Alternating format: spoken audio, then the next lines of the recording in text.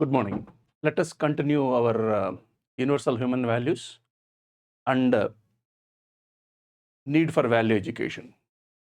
Before going to this, we must understand what is our natural acceptance. Is it that natural acceptance is the basis for our right understanding or not? First of all, we must understand the basic difference between acceptance and natural acceptance. Natural acceptance has to do with something fundamental, something related to our purpose, something related to our basic desires. When we ask a question related to this, we get a definite answer from our natural acceptance. For example, is happiness naturally acceptable or unhappiness naturally acceptable? Obvious, everybody's answer is happiness is naturally acceptable. Is it naturally acceptable to live in relationship or opposition? Again, our answer according to natural acceptance is it is naturally acceptable to live in relationships. Similarly, what is naturally acceptable? To nurture our body or to exploit it? To nurture your body. For all these questions, we get a definite answer when we refer to our natural acceptance. That is the fundamental difference between natural acceptance and acceptance.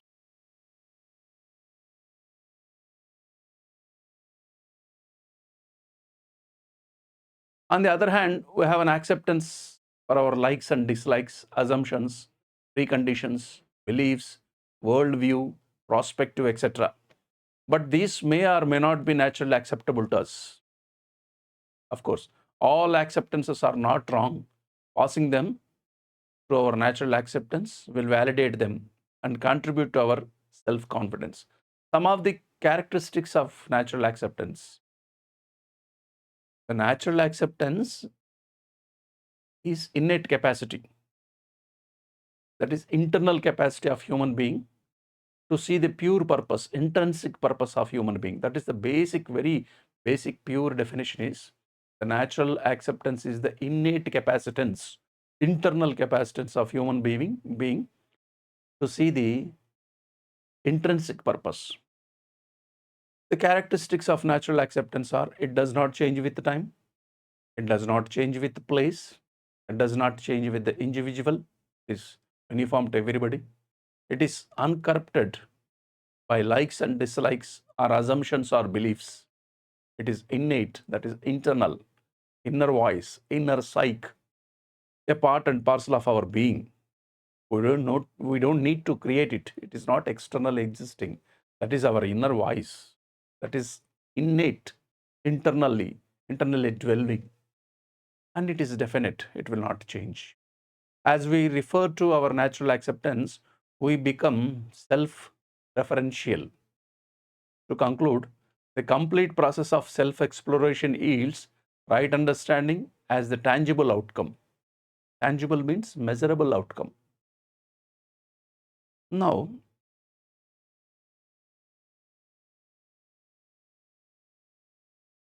what is the program continuity of happiness and prosperity? As an individual being, member of the family, member of the society, and a part of the nature. All these four levels, we expect continuous happiness and continuous prosperity. Our natural acceptance is to be happiness and to be prosperous continuously, where in all these four levels, as an individual human being, as a member of the family, and as a member of the society, and as a unit, as a part of the unit, rather as a unit of the nature. We are living with all this expanse of our being at these four levels. Of course, we may or may not be aware of it. Therefore, the program for ensuring the continuity of happiness is to understand the harmony at all levels of being, to live in harmony. First of all, we must understand the harmony at all levels. At all levels means at individual level, at family level, at society level, and as a part of the nature. At all these levels, we must understand the harmony and we must live accordingly. that is at the level of the individual human being, harmony, harmony at the level of the family, harmony at the level of the society, and the harmony at the level of nature. So, how do you get this harmony? We have been talking about harmony. Before going to that, exploring that harmony, we must have the right understanding and relationship. Human being wants to live with continuous happiness and prosperity, and this is possible by ensuring right understanding, fulfillment in relationship, and physical facility in the correct priority. This is living with human consciousness. On the other hand, if one is living for physical facility alone, not ensuring a right understanding, right feeling in relationships, he or she feels unhappy and makes others unhappy too. I repeat, the human being who lives in human conscious only, not fulfilling right understanding, right feeling, not having right relationships, he feels always unhappy and he makes others unhappy too. This is one outcome. The other outcome is that if the right understanding is missing, one is not able to identify need for a physical facility. There is no right understanding itself. He cannot identify the need for physical facility.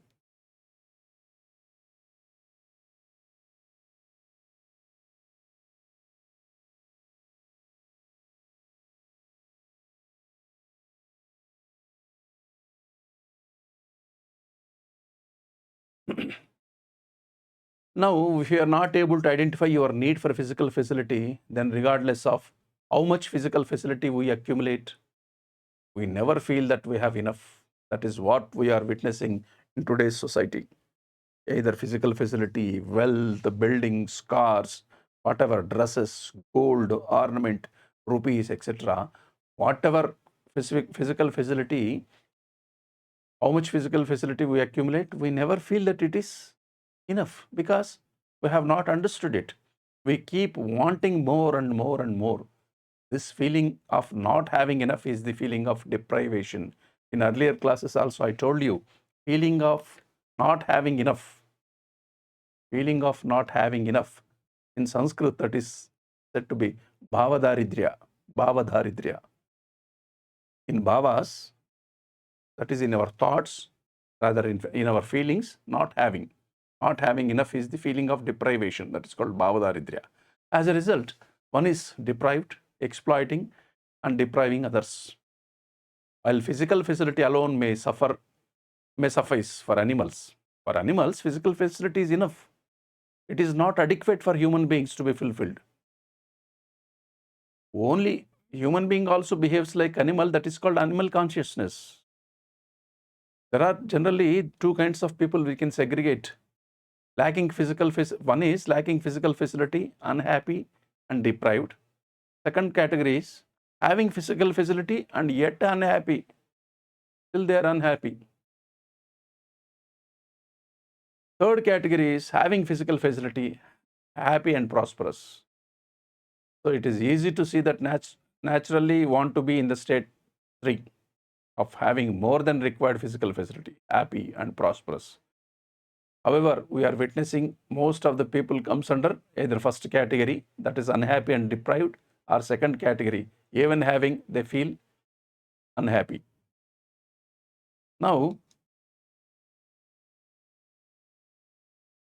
this is what I should also have. If you have a right understanding in the self and having a relationship with the human being, it will lead to mutual happiness. If you have a right understanding and physical facility, it will give us mutual prosperity. Combination of these two, that is mutual happiness and mutual prosperity, gives the natural acceptance.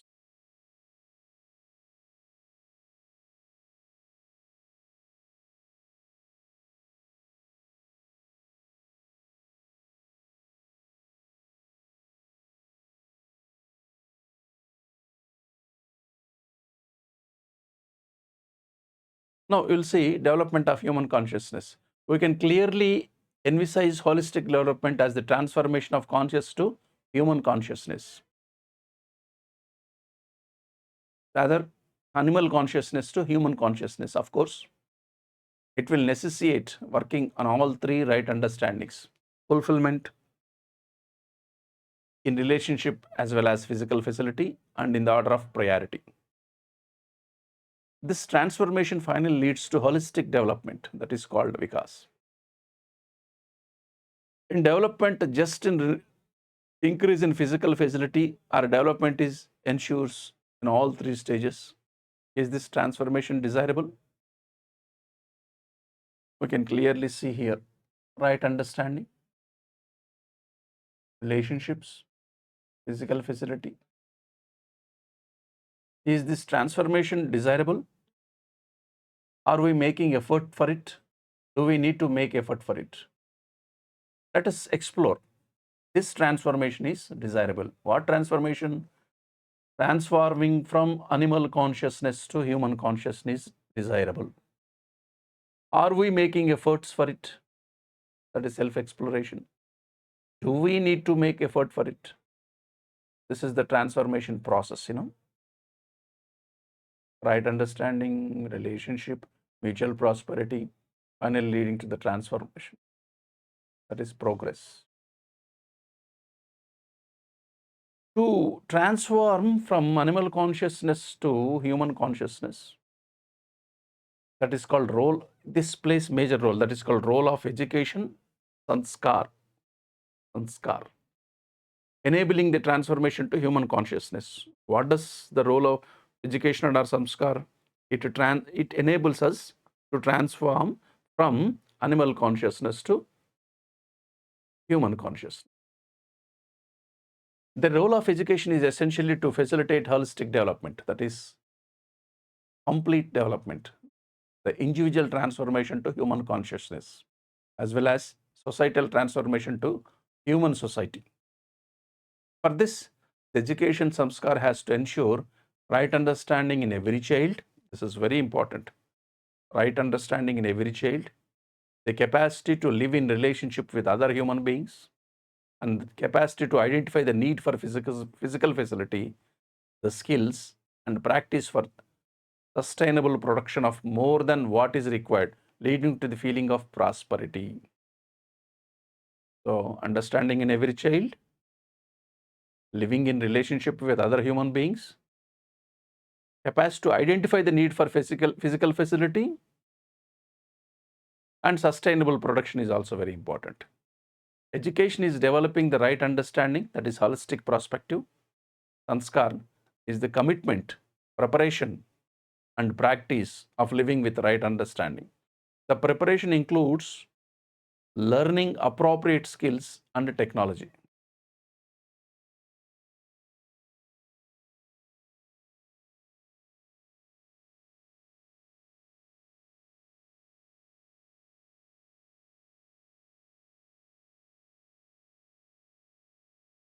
This is the outcome of education or samskar we have been talking about.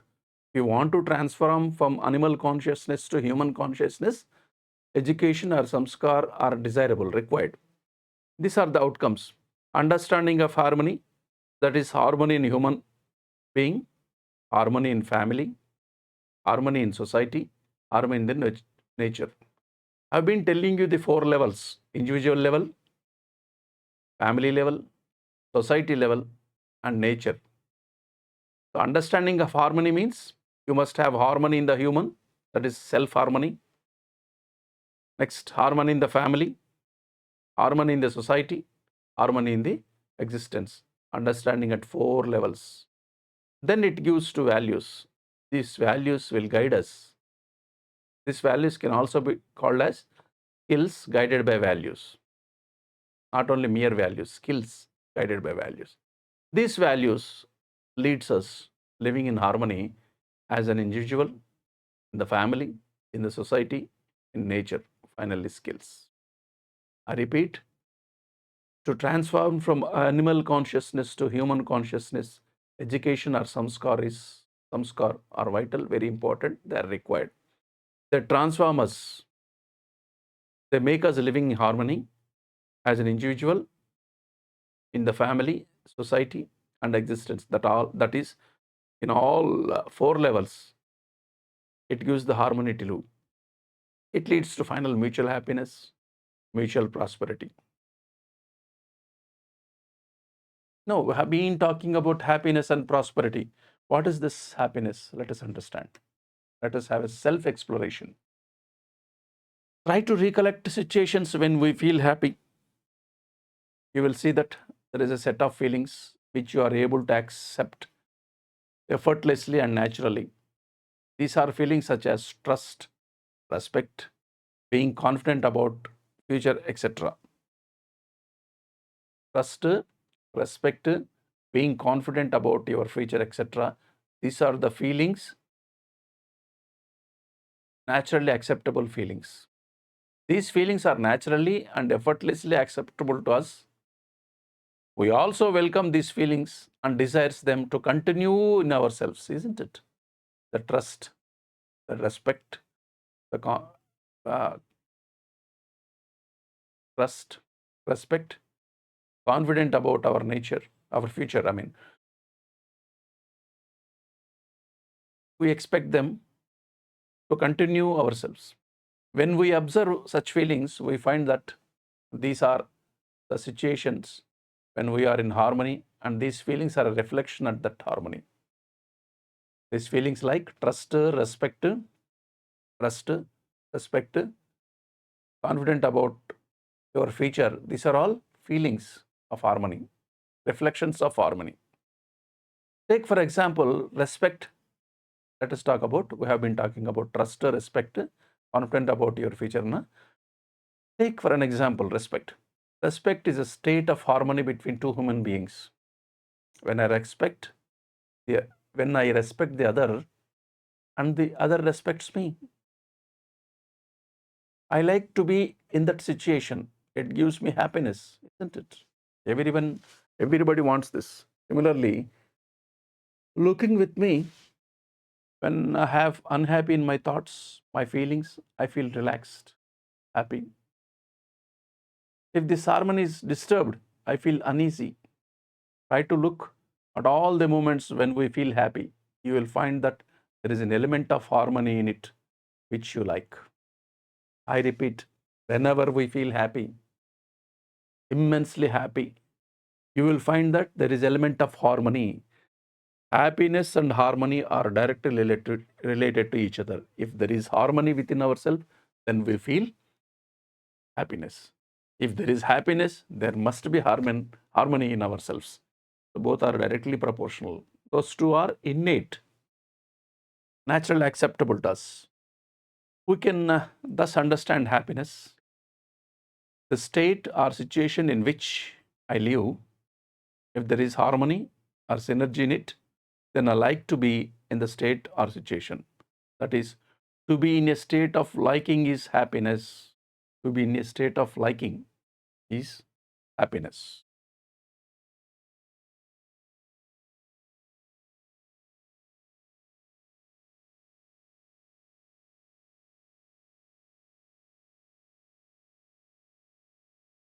Let us explore further.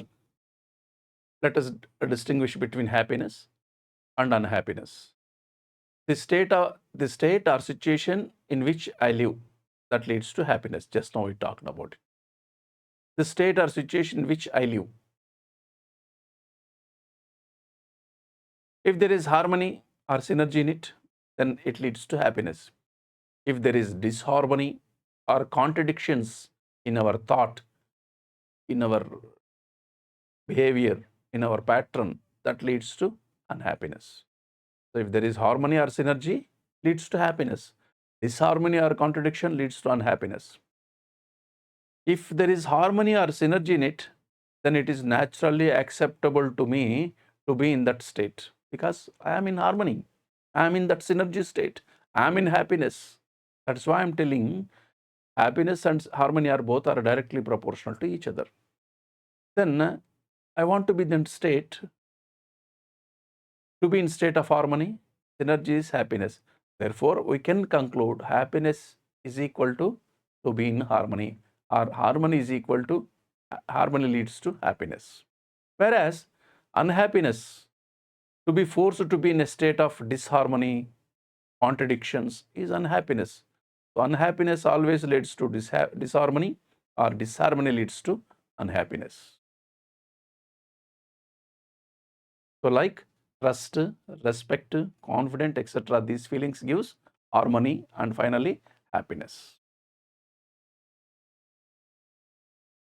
When we are in such a state of happiness, we experience no struggle, no contradiction or conflict within, and we enjoy such a state of being, and we wish to have its continuity. On the other hand, when we experience feelings such as failure, disrespect, lack of confidence, being doubtful in ourselves or about others, we feel unhappy, as they are states of conflict. Conflict leads to unhappiness. These are the states when there is a lack of harmony, either within us or between us and others. We do not wish for a continuation of these feelings within and want to try and change them. We can call this unhappiness.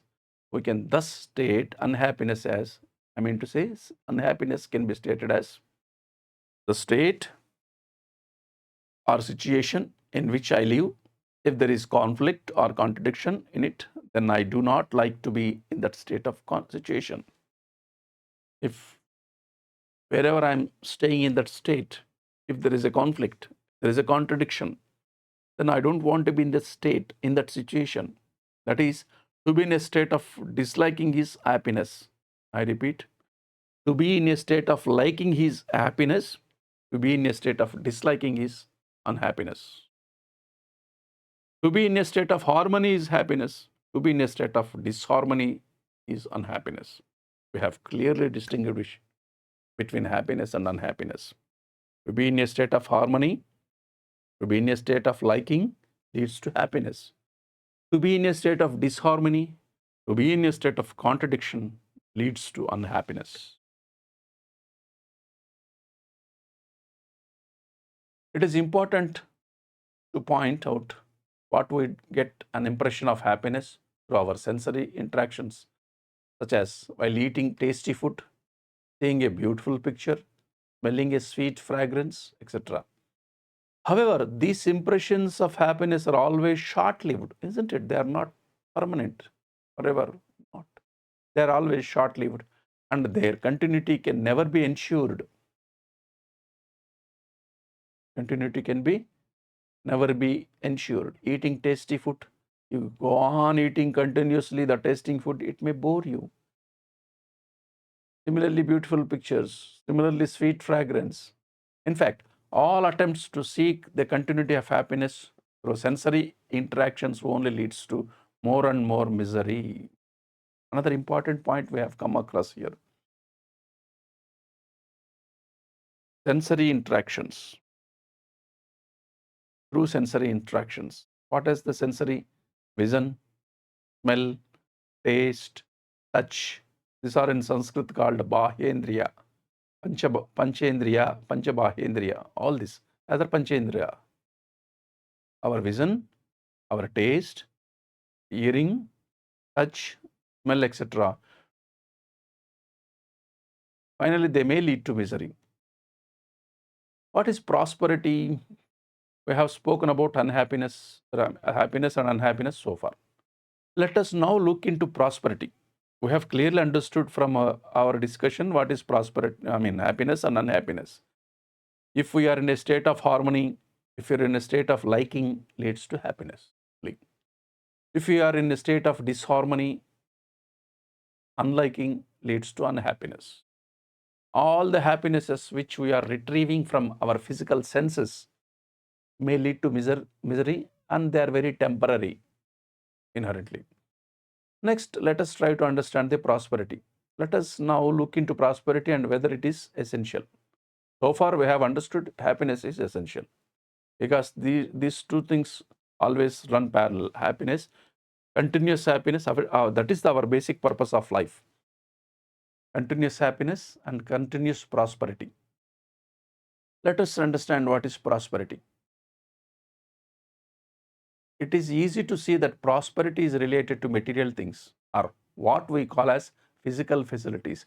Generally, in a common sense, we take prosperity means wealth, financial wealth. Think of all the things we need today. We use a brush to clean our teeth, isn't it? Clothes,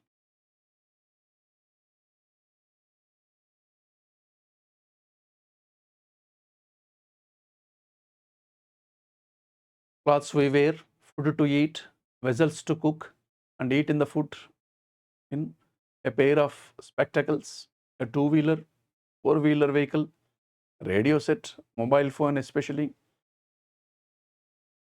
We need physical things to take care of our body, and these need to be created. This needs to be catered to. When we are able to cater to the needs of the body adequately, we feel prosperous. Therefore, prosperity is the feeling of having or making available more than required physical facilities. It is our notion. It is the feeling of having or making available more than required physical facilities. To ascertain prosperity, two things are essential. One is correct assessment of need for physical facility. Second one is the competence of making available more than required physical facility to production. Two things we have been talking about. Need for physical facility and making more than required. The prosperity is the feeling of having or producing more than required physical facility.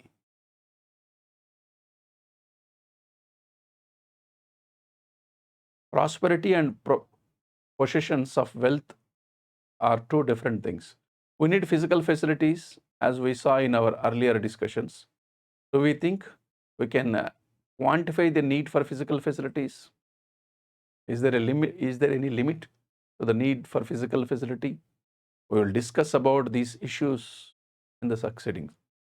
At this point, one thing can be clearly stated that we can prosper only if there is a limit to the need for physical facility. I repeat this.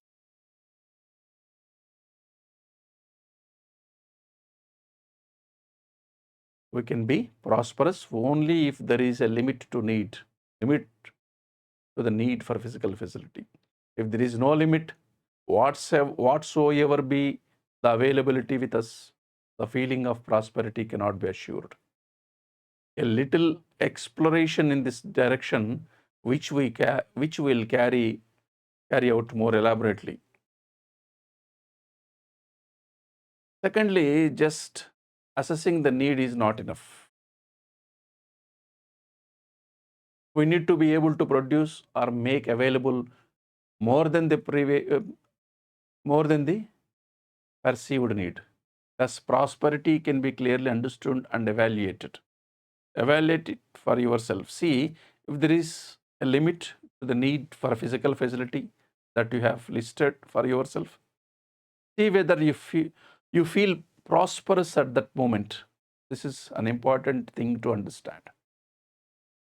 While understanding prosperity, let us also look at another point, the difference between wealth and prosperity. This is very, very important again. Wealth and prosperity. If there is a difference, for example, let us assume I have a lot of wealth, a lot of money, come to my house, but I get worried that you may stay back longer than expected and I might have to feed you tea, snacks, meals, or even a meal, etc. It is a funny situation, but it may happen. What would we call this state? A person has a lot of money but does not want to share even a bit of it. The person has wealth but feels deprived, having enough but still feels deprived. In other words, the person does not have a feeling of being prosperous. He does not have a feeling of prosperous. He has wealth but does not have feeling of being prosperous. If one felt prosperous, he would have shared what one has, since there is more than enough wealth anyway. On the other hand, someone who does not have a lot of wealth may welcome you into his house and ask you to stay back for a few days and help you out. This is an indication for feeling prosperous. Thus, we can see that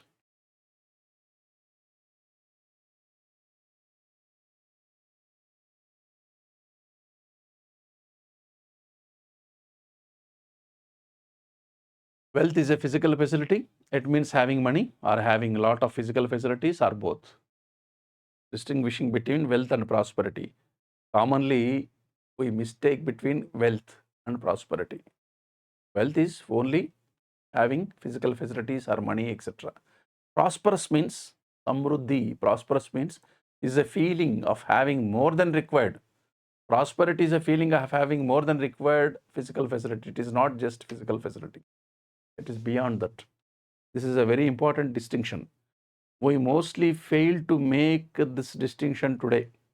We keep working for wealth without realizing that the basic desire is for the feeling of prosperity. We mistake this, commonly mistake that wealth is everything. We go on try to achieve that.